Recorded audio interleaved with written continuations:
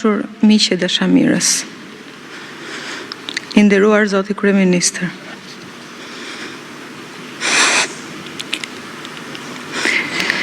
Dita e sotme është për mua dita më e errët dhe e trishtuar e jetës. Po ndahem me njeriu me të cilin kalova një çerek shekulli jetë dhe me të cilin më lidhen përveç dashurisë shumë ëndra, shpresa e zhgënjimet përbashkëta. Sot është një nga ato ditë që unë nuk do të dëshiroja të jetoja kur. E tillë është kjo ditë edhe për fëmijët tanë, Sokolin, Etën dhe Klajdin. Këtu e një çerek shekulli më parë, unë një vajzë fare e re, me intuitën e moshës pafajshme, rash në dashuri me Fatosin. Atëherë sigurisht nuk e kuptoja pse. Por tani e di. Kisha rënë në dashuri jo thjesht me Fatosin si person, por shumë më shumë se kaq. Kisha rënë në dashuri njëkohësisht edhe me vizionin e një Shqipërie ndryshe. Komplet tjetër nga ajo që jetonim aso kohe. Të një Shqipërie që për herë më shumë lipsej të largohej me urgjencë nga tradita e saj shekullore e barbarisë, hakmarrjeve, liksive, primitivizmit, dhe të fitonte një kurs tjetër, civil, modern dhe europian. Dhe të gjitha këto do t'i gjeja tek Fatosi. Gjë që më lejoni ta përsëris. Nuk e pata menduar me kaq qartësi atëherë. Me kalimin e kohës, ditë pas dite, unë pata fatin të zbuloja tek Fatosi vlera dhe cilësi që nuk janë aq të shpeshta në jetën tonë, aq më pak në jetën publike dhe politike.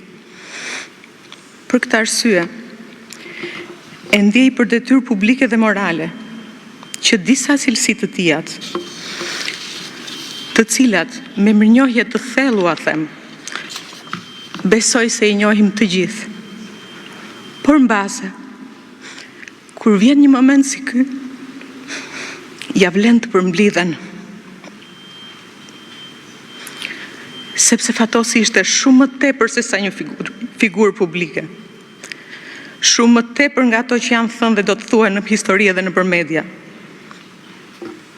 Fatosi ishte i vërtet. Ai nuk dinte dhe nuk donte asnjëherë të shtirej. Ai nuk merrte poza. E urrente populizmin. Ai bënte atë që besonte dhe besonte tek ajo që bënte. Sepse ai besonte me shpirt në vlerat europiane. Fatosi ishte në veritës ndaj banalitetit, servilizmit dhe paaftësisë. Siç e ka thënë vetë, ai eci mes baltës së politikës pa u bërë pis prej saj. Fatosi nuk ishte i njeri i zakonshëm. Ai nuk bënte asgjë për gjysmë. As punën, as miqësinë, as dashurinë. Ai kishte një zemër të madhe. Një zemër që dinte të falte, të mirë kuptonte dhe të donte me gjithë qenien e tij. Hakmarrja ishte një cilësi të cilën ai jo vetëm nuk e kishte, por nuk pranonte ta njihte. Më së miri, këtë e dëshmoi në periudhën kur e drejtoi qeverinë menjëherë pas burgimit pa drejtë, kur vendi ishte në prag të përplasjes më të madhe civile. Ishte sjellja e tij që rindërtoi atë që edhe pse nuk duket, është thelbi i jetës së një vendi. Paqja sociale.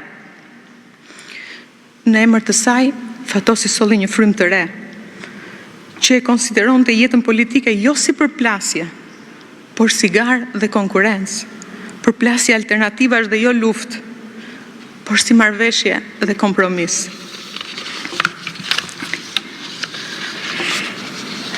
Ishte i drejtë për drejtë. ndonjëherë kokëfort dhe i vështirë, por gjithnjë i ndershëm me veten dhe të tjerët. Ai e donte këtë vend me gjithë shpirt. Dhe pavarësisht çmimit larg personal që ju desh të paguaj, nuk hoqi kurrë dorë nga përpjekja për ta parë Shqipërinë më të drejtë, më të begatë, më demokratike dhe mbi të gjitha, më njerëzore.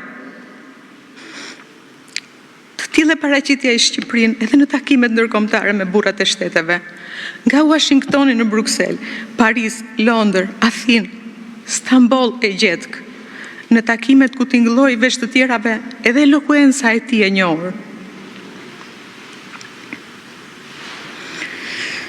Për të gjitha këto sot,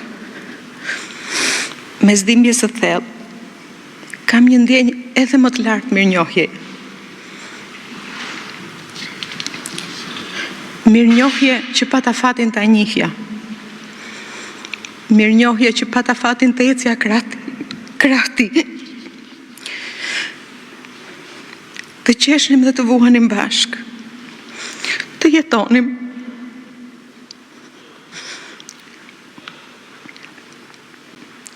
Dua t'i them edhe njerë publikisht, faleminderit Fatos.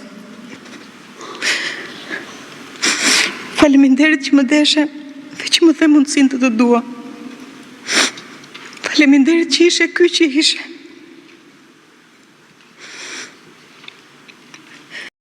Tënde, të gjithën, pa kursim, për mua, për ne, për vendin tonë. Do të mbetesh për herë në kujtesën tonë, jo vetëm si burr shteti, por mbi të gjitha si njeriu ynë.